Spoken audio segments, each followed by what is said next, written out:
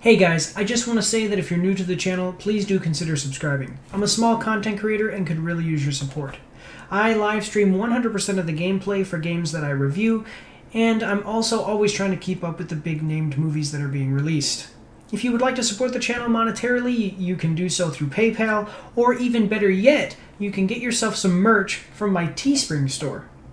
If you want to get better connected, you can do so through the social links in the description below, and please do consider joining the Discord. If you do, you can voice chat with me through my headphones while I live stream, and you won't be recorded on YouTube or Twitch. That's all I've got, guys. I hope that you really enjoy the video. Subnautica, brought to us by indie developer Unknown Worlds Entertainment, is a survival exploration game that focuses heavily on crafting, building, and tech tree progression. I did a video on it, and you should definitely go check that one out before watching this one. Today, we are going to be covering the second entry in the series, Subnautica Below Zero.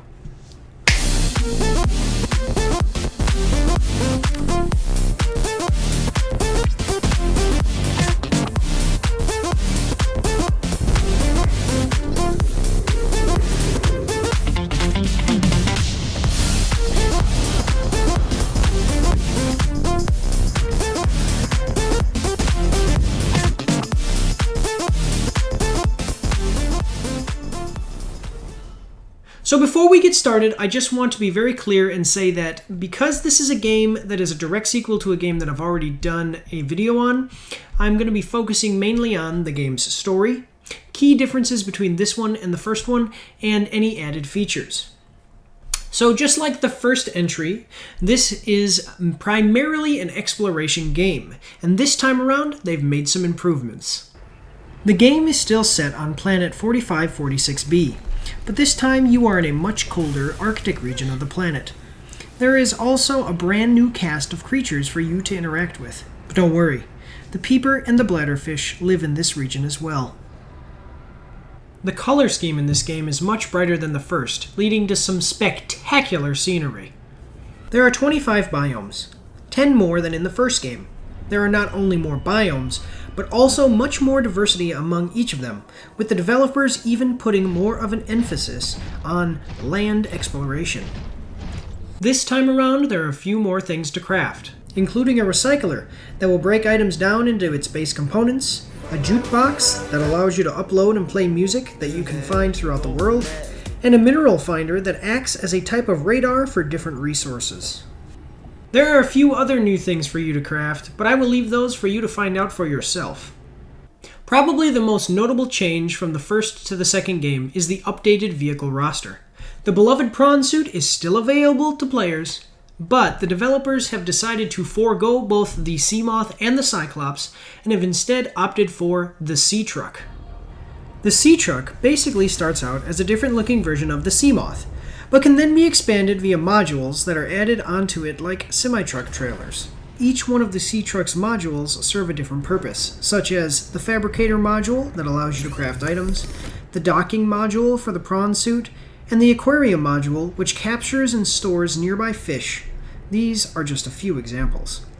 Two things to note about the Sea Truck: you cannot build within it, hence the importance of the modules, and as you attach more modules, it becomes very slow. The Sea Truck is not a bad addition to the game, but I did like the Cyclops from the original more. It moved a lot faster, and you could build within its interior. It also looked a lot cooler, in my opinion. There is one more vehicle to mention: the Snow Fox. The Snow Fox acts as a type of hovering snowmobile, and is used for quick movement in the snow-covered landscapes of 4546b. I think that this was a great idea by the developers. It looks cool and makes exploring out-of-water areas much faster. The problem is the bugs and the control scheme. When using the Snow Fox, I experienced a bug in which I would be knocked off the vehicle every time that an enemy approached. This was very inconvenient and made escaping quite frustrating. The controls were also quite odd. I played the game on PC, and turning the Snow Fox was done by moving my cursor to the edge of the screen, which would first turn my character's head and then would turn the vehicle. This created a lag in the vehicle's controls. It was not game-breaking, but was annoying at times, especially in tighter spaces. There is also a whole new cast of creatures for you to discover this time around. The biggest things to mention about the new creatures is that there are so-called sea monkeys that steal things from you, or, later on in the game, will bring you gifts, and that the leviathans in the game are all, on average, quite a bit smaller than those from the first game. There are slightly fewer types of leviathans in Below Zero, and this time around, because of the level design, they pose much more of a challenge to the player. The story of Below Zero serves as much more of a driving force behind the game, unlike the first game, which relied more heavily on the player's own exploration. The game takes place 2 years after the events of the first. A major corporation has now taken interest in 4546b and has set up multiple facilities on the planet in order to mine resources and study the world's wildlife. Recently, contact has been lost with 4546b, and that, my friend, is where you come in. You play as Robin, a xenologist who has arrived in search of her sister, Sam, and also to find out what has happened on the planet. Unlike the first game, the protagonist this time is voice acted, and she often comments on the audio logs that you'll find throughout the world and the events that happen throughout the game. I have neutral feelings on the fact that Robin is voice acted. On one hand, some people are going to like it more because it gives your character, well, more character. On the other hand, the silent protagonist in the first game helped with that game's atmosphere. I have 2 major problems with the story in this game. The whole basis of the game is to find your sister and figure out what caused her disappearance. The final explanation is given through an audio log, which is fine. That's how most of the dialogue has happened throughout the game. But your character, although commenting on what happened, doesn't actually give any kind of emotional response. It's all very anticlimactic, and if you're not paying attention, you may actually miss it. And although the game explains Sam's disappearance, it does not explain why everything on the planet has been abandoned. Just before the game starts, Planet 4546b has both a major mining facility and also multiple research stations on it. The relatively small event that led to Sam's disappearance would have not also led to either everyone dying on the planet or the planet being abandoned. And I mention both of those scenarios because the game doesn't explain which one of those actually took place. So now, guys, I'm going to move into my final statements about the game and the review score. And as always, I'm going to go a little bit off script. But as I've recently been doing, I'm going to have my notes in front of me to make sure that I hit all the points I want to hit. Excuse me. So, first, I want to say that although this game is not done perfectly, and there was some certain things that I would have expected to be maybe a little bit different from a sequel for the first game, they've done a pretty good job. This is a great follow-up for an excellent game that was the original Subnautica. It opens up the lore of Subnautica to another game, or even an offshoot game, which wouldn't necessarily be another Subnautica game, but could be a game in the same universe, if that makes sense. I hope that I've explained that in a way that you can understand. It was not as good as the first game. It didn't have the same atmosphere. The atmosphere of this game was more of a search for answers and kind of find out what happened style game, while the first game was a survival game with mystery mixed in. There was that pretty big plot hole that I mentioned just a second ago in the story section. Basically, doesn't make sense. Why is the planet abandoned? Game doesn't fully tell us, kind of leaves us scratching our heads. This isn't something that breaks the game because the core focus of the game isn't really bothered by this. It's just that you reach the end and you beat the game and everything finishes and you kind of think back and go, but wait, it didn't really explain that part. So that's kind of open for interpretation. I am going to give this game a big thumbs up. Rate it as above average, okay?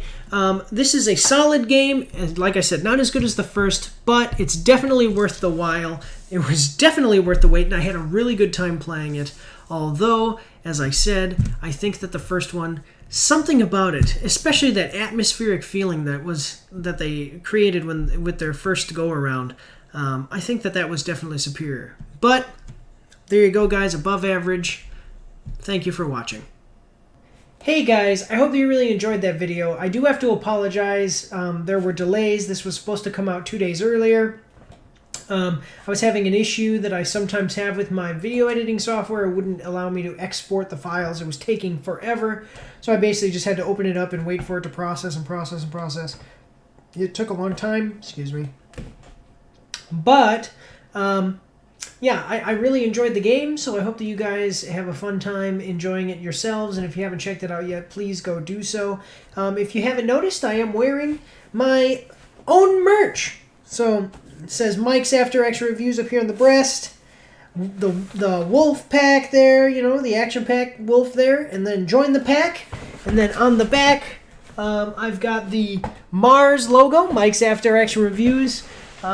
So if you're interested in supporting the channel, you can go buy some merch just like this. More than just t-shirts. They've got mugs, cups, all that, you know, different stuff, socks, everything, sweatpants on my Teespring store, excuse me. The link is in the description below. There's also a PayPal down there in case if you want to donate. You can check out all my socials, Facebook and Instagram, all that stuff. Check me out on Twitch as well, where I live stream 100% of the gameplay for the games that I review. And then you can also see the Discord link down there. You should definitely consider joining the Discord. You can vote on Action Pack Saturdays, and you can voice chat with me while I'm streaming through my headphones without being recorded on YouTube or Twitch.